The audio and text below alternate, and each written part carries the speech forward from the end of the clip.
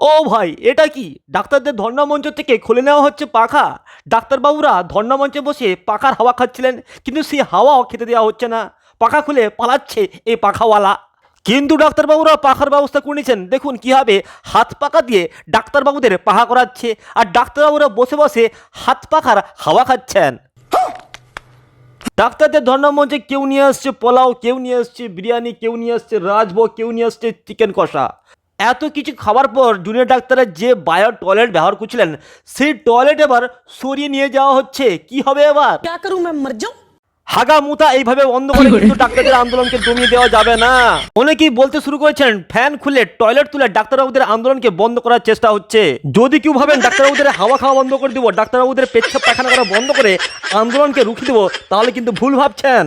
রোদ ঝড় বৃষ্টি থেকে বাঁচার জন্য যে ত্রিপলের নিচে বসে ডাক্তারবাবুরা ধর্ণা মঞ্চে ধর্ণা দিচ্ছিলেন, এবার সেই ত্রিপলে খুলে নেওয়া হচ্ছে। এ কি হচ্ছে ডাক্তারবাবুদের সাথে?